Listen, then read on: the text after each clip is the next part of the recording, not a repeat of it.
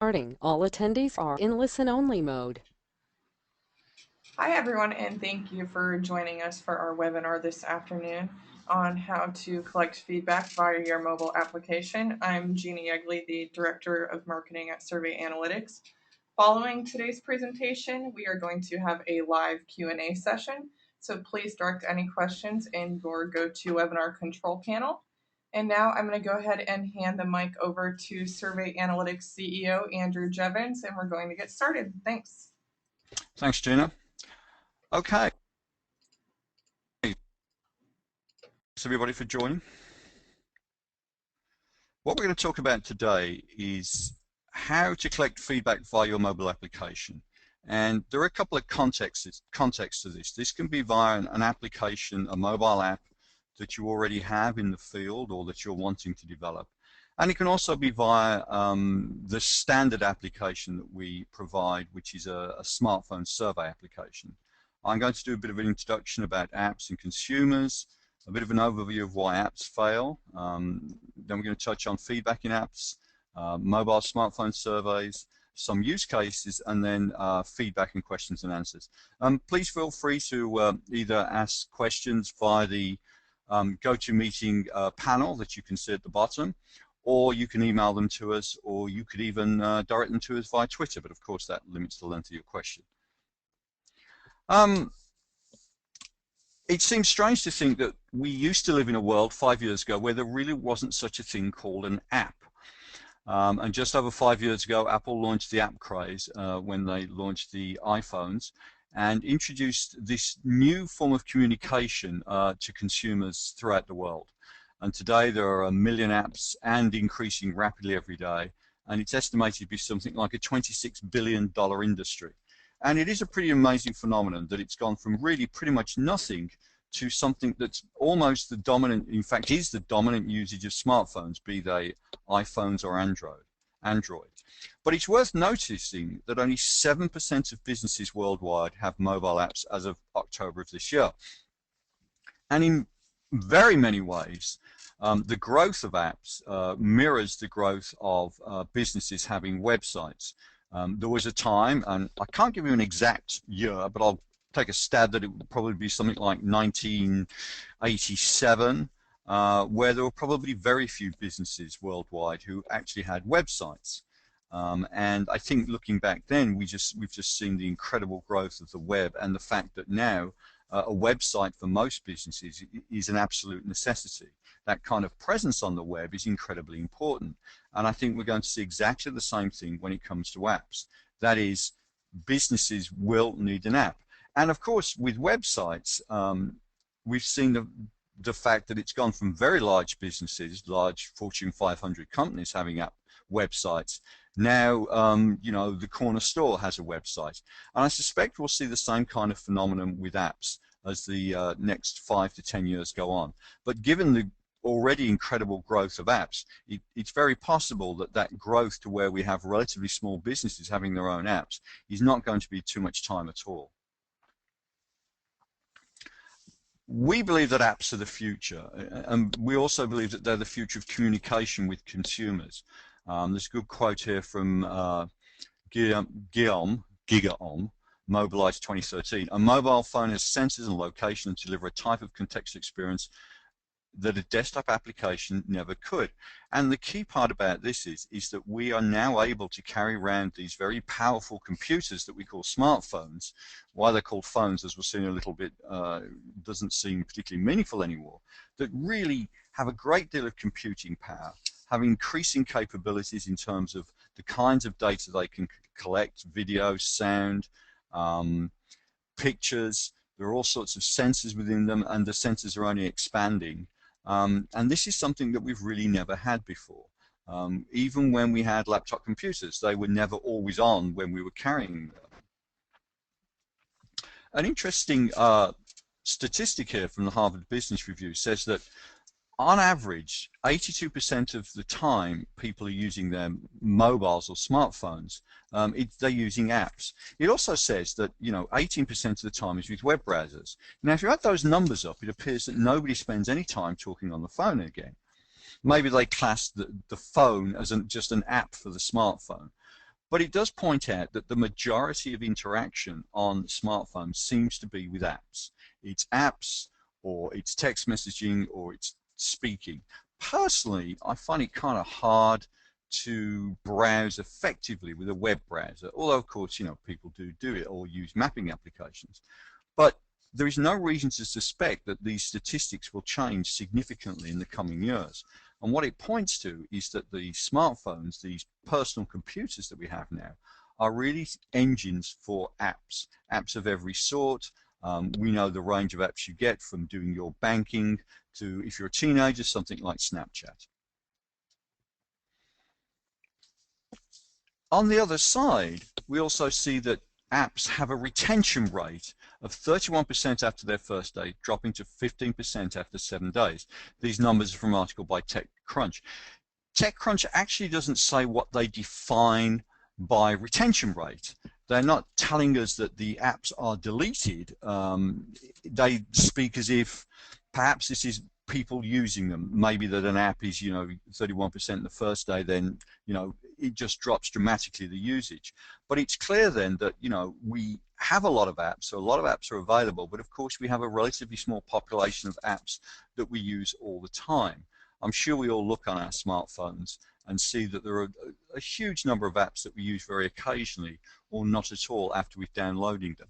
And given that there's going to be a big growth in the app marketplace and there's going to be increasing competition for space on the smartphone, it seems to make sense that we should be really looking very hard at the kind of apps and how we develop the apps, so that the apps that we develop and push out are the ones that people use day in and day out. Many apps fail, but why is that? Of course, there is the fashion of just getting an app out there. It is seen as a leading edge thing to do. And very often within companies, different departments will have different ideas what they want the app to do. And very often there's a very poor vision of what an app should do. This can be particularly a problem if the app is for something like a large organization, let's say a retail store, where there are very many different facets to that organization. If you have a relatively narrow product range, it's going to be easier for you to develop an app to encompass that product range. If you have a lot of different products, you've really got to pick and choose very carefully, because of course, smartphones have a limited set of interactions that you can do with them. There isn't very big screen real estate.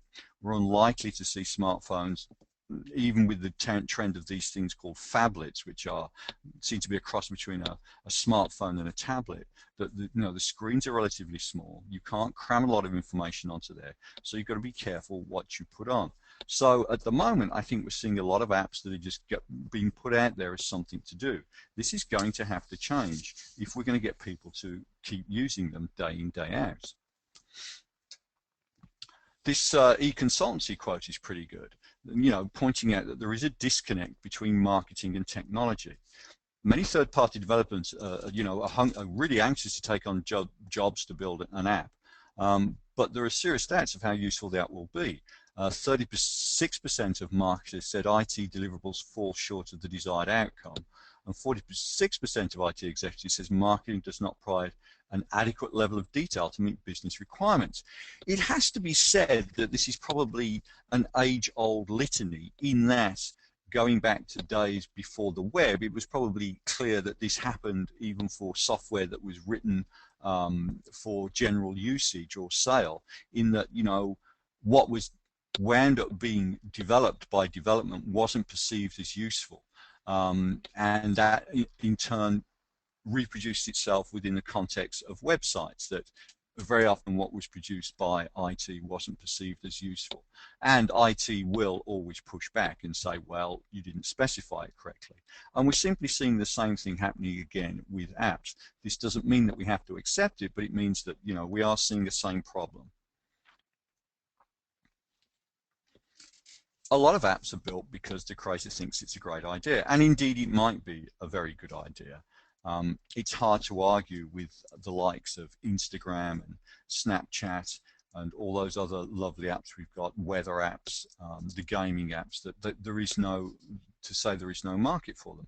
But so many apps don't hit a market need that it's clear that people are using a shotgun approach. And if we go back again to the idea of an app being developed to promote and communicate with consumers of a specific business, it's important that this is gotten right. You don't want to botch the new way of communicating with your consumers with an app that's either badly designed or badly configured. And it is very much the case that for the younger segments of society, if you don't have an app, you're really not going to communicate with them. It's pretty hard to get millennials to speak to you on the phone, but you will get them to interact with an app.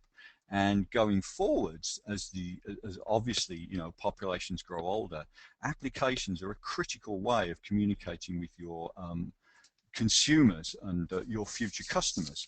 And it's very important that you do a decent amount of research to make sure you're doing the right thing. There's many examples of the web that you can find of companies that have started and not done very well. There was one called Spork, same concept as Open Table. They figured out, that they wanted to develop an app the same as Open Table, but they couldn't really make money from the concept and closed in a year. Now, this isn't necessarily saying that their app was bad, but it does bear some of the blame. Just having an app and having an app out there isn't necessarily the same as having a cast iron business plan, or indeed having a very good way of communicating with your consumers. And that's really what apps are all about these days. They're all about communicating with your prospective customers and your current customers. It's a medium that is very different in many ways from the web, because these apps are with us all the while, and they're also far more interactive within the context of the smartphones than websites ever were. We'll touch on this later on, but for instance, we can have apps that push messages to us in a way that's different fundamentally than a lot of websites work at the moment. We're going to make the distinction between feedback versus analytics when we're talking about apps. App analytics are the number of new and returning users, where your app's being used, how much time users spend in the app, devices your app is accessed from, and what parts of the app users visit. Now, these are good and important things, and we have plans to include these in the next releases of our Survey Swipe tool and Survey Swipe toolkit. But what we're going to concentrate on at the moment and talk about is app feedback. Knowing what your users think of your app from within the app, knowing what your users think of a experience that they're having as either consumers or just as a part of their life, which you are finding out via an app. And the aim of these interactions is to create a better user experience, either for the users when they're using the app, or for the actual part of life they're in. For instance, you could be asking people, how do you feel about that trip that you just went to the supermarket? How do you feel about this app that we have for our particular pharmacy, for instance? All of this information is going to come through the app, and the app needs to be designed as well as possible.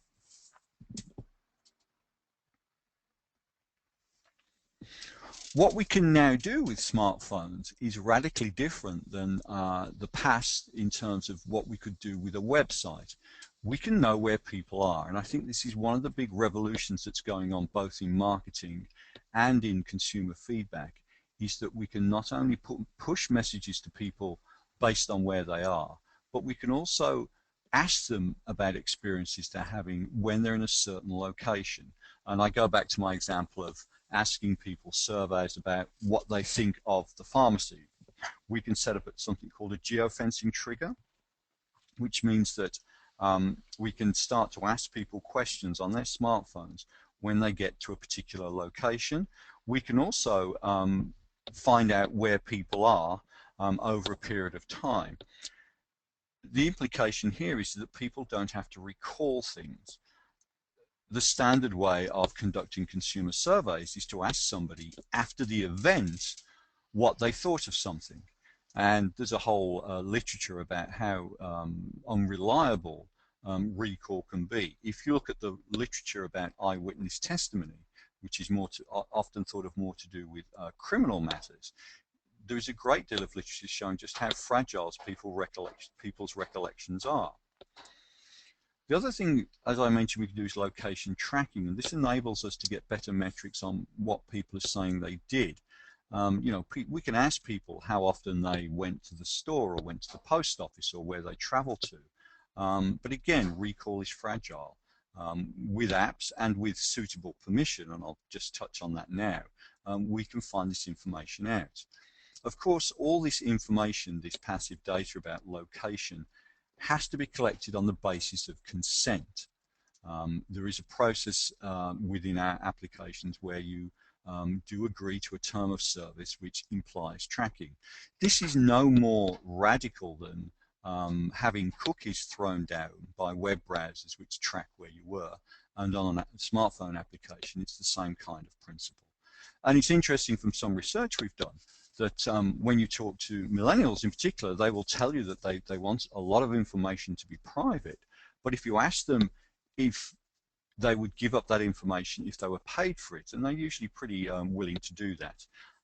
The concepts of privacy with smartphones and applications is one that's evolving, and we have done some work on this, but it's important to remember that privacy has always been an issue in every context, and while at the moment there seems to be a great deal of talk about the loss of privacy from smartphone applications, it's possibly true that we never really had the level of privacy that we think we had. A lot of our information always was public, and in many ways we need it to be public in order to function in everyday life.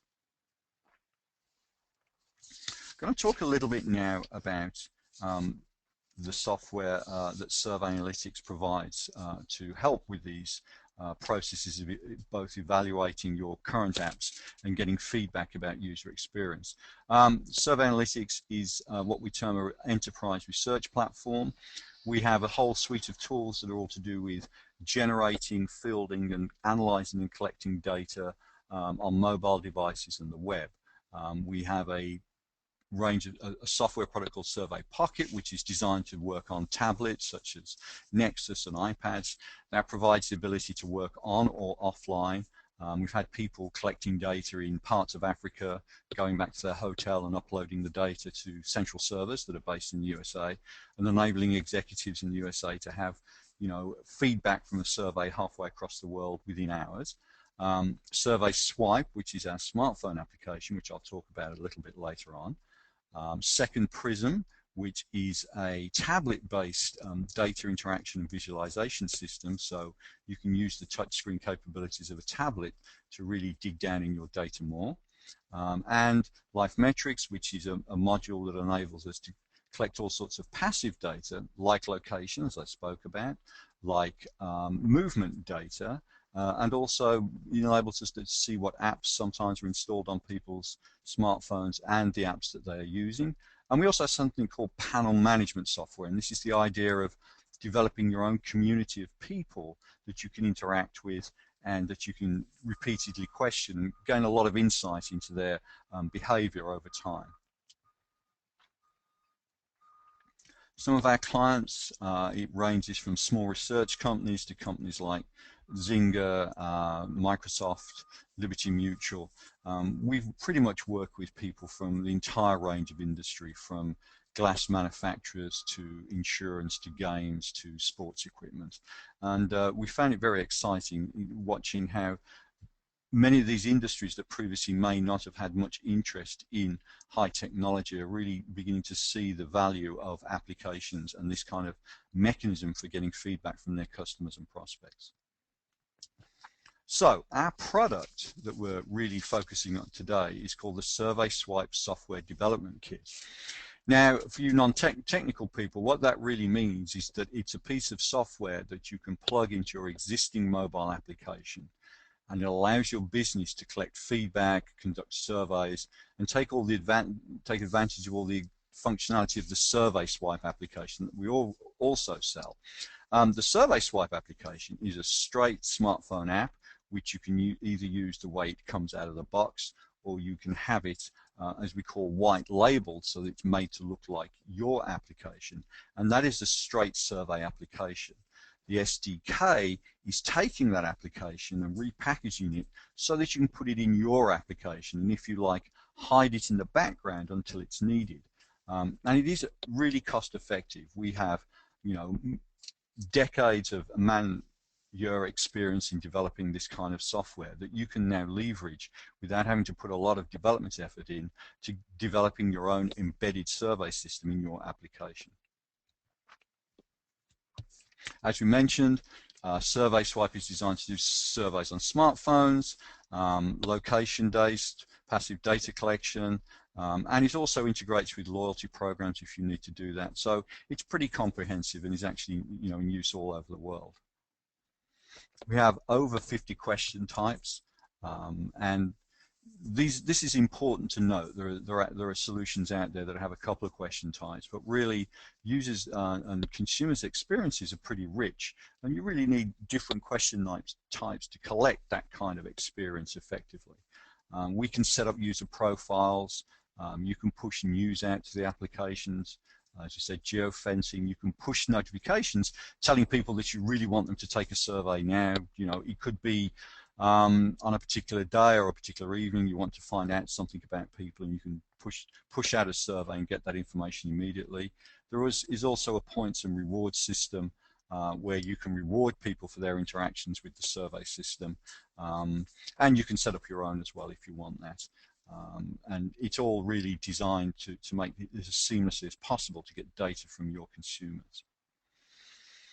Sitting at the front of this is our cloud-based administration system, and what this allows you to do is to set up your surveys, to define your geofence triggers, to define user profiles, to perform data analysis, segment the data, export the data, produce graphs and visualize the data.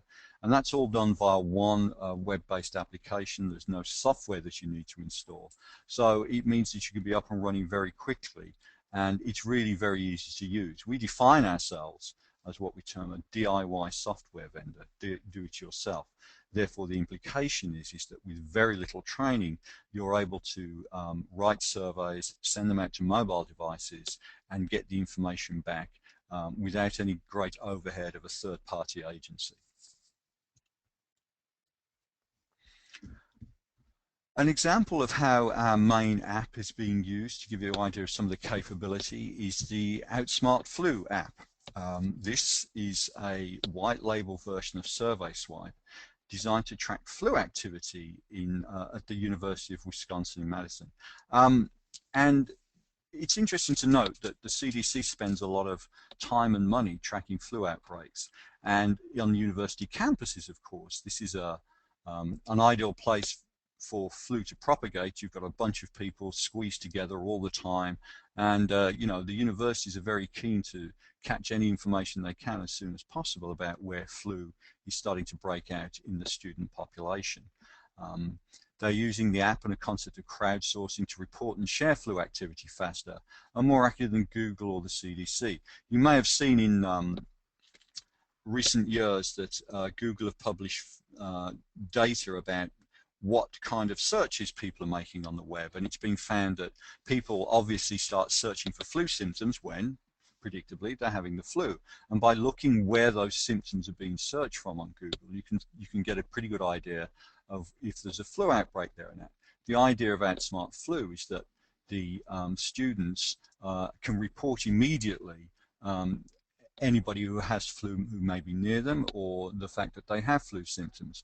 And they are rewarded for this. There are sort of prizes that are awarded. They recently awarded the first one, I believe, to motivate people to download the app and to, you know, keep an eye on their local environment for what's going on in terms of flu.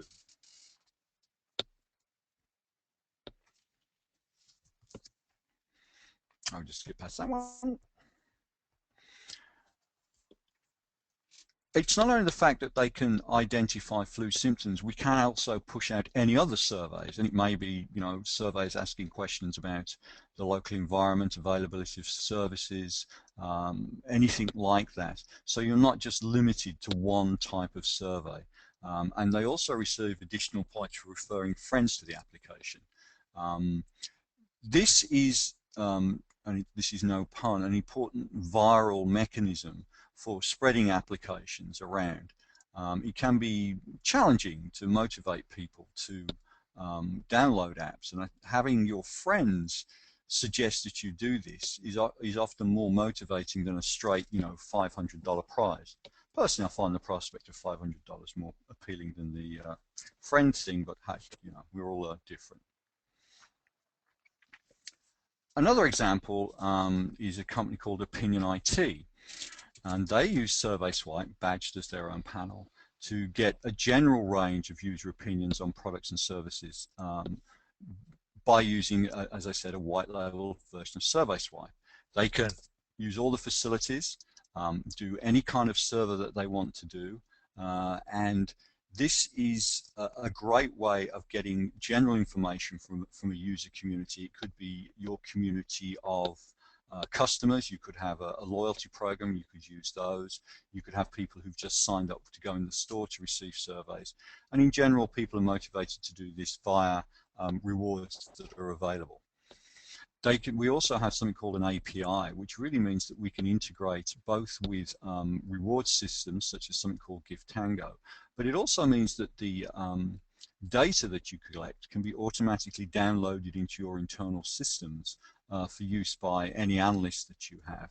And you can really build a seamless system that goes all the way from you setting up a survey, having that pushed out to smartphones or via your own app, coming right back into your internal analytical systems to provide insights to management. Our current leading implementation for the software development kit, which is the embedding of our survey capabilities, is being engineered by somebody called Chandika Bandari. He studied a business called the Seattle App Lab, and this is going to be being placed in an application called ICOS, a neuroscience movement training app. And this is a very exciting development because it's critical that they find out how easy the users find that app to be, and rather than having to ask them questions in a separate modality, such as emailing them a survey, we can embed the survey technology actually within the app and make it totally seamless for them to give feedback. As Chad says, businesses struggle to retain app users and don't know why people use their app and why. Survey Swipe can help you change all of that. And if we're looking, and this is a final slide, about app development, apps can cost a lot of money. And it's important to get this kind of thing right. And there is no reason to think that apps will get particularly cheaper in the future. One thing is they're going to require more sophistication. So there's every reason to believe that the cost of developing these apps is going to at least stay the same or increase. And that's why getting timely, accurate feedback both on the app is really important. And now, if anybody has any questions, I'd love to hear them.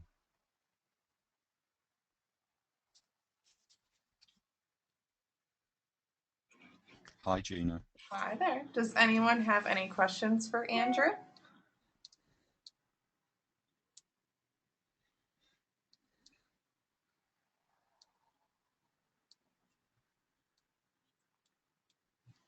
No questions yet.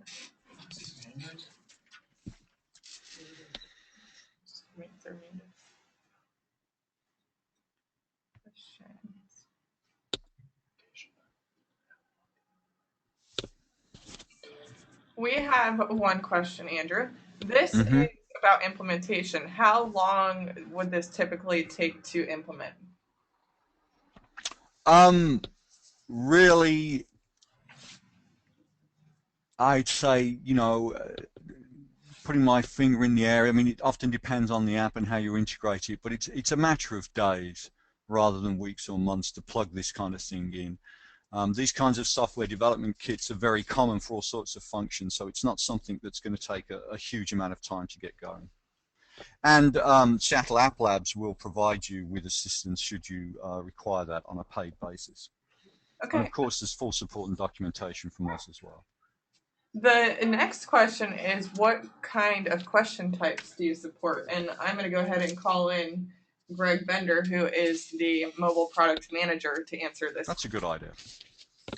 So for the question types, The SDK will support every question type that is supported in the production application, which currently is 30 plus, almost 40 different question types, as well as all logic is supported. And one thing that we will continue to do is as we develop new question types or enhance our logic capabilities, we will embed those into the SDK and provide clients with the updated code. Yeah, and to add on that, we have all the standards, multiple choice, checkbox, open-end text. We also have some more visual-friendly questions like rating scales, net promoter score. We support multimedia.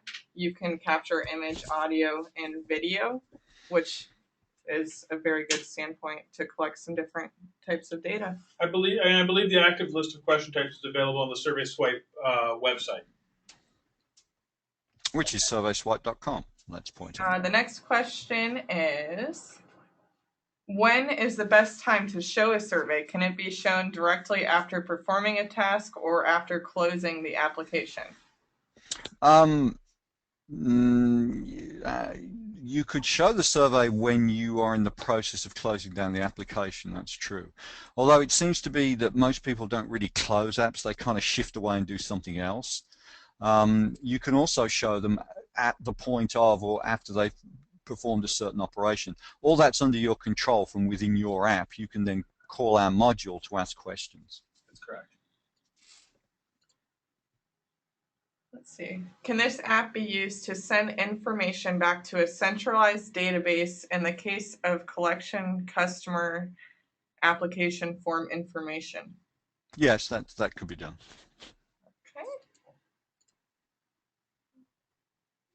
And Russell had a question about just saying he was late, and I will be sending out a replay to everyone who signed up for this webinar to answer that. Can this app be used for monitoring and evaluation research? Want to talk about I believe so. I'm not exactly sure what we're terming there, but it sounds possible.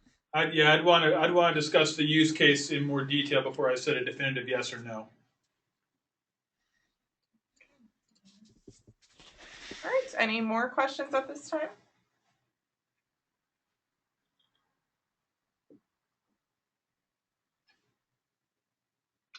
All right, we have, hold on, here's one. We have a question about face tracking apps and if there's any progress. Face tracking in terms of facial emotion? Well, all I know is that people keep working on it, but I think we're a little bit away from that at the moment. Agreed. And yes, the slides will also be sent. The slides and video replay will be sent later this afternoon. All right, I don't see any further questions, so we can go ahead and wrap things up. Hold on, there's one more from Pearly. And I take it this integrates with the panel platform is the question. Yes, that's correct. It doesn't. The SDK doesn't have to integrate with the panel platform, but it can do. The SurveySwipe application is used via the panel platform. However, into Andrew's statement, the SDK, you can also integrate it without using the entire panel platform.